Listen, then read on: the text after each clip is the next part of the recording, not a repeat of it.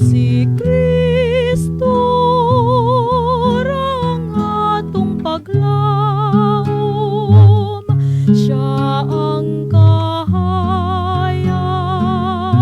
kanato mag-iwag. Sa dalan sa tanan tang padulngan, ug panaw ining kalibutan, supayon ang lakang sa Ginoo aron maangkon ang kalinawng dayon. Sa dalan sa tanan tang padulngan,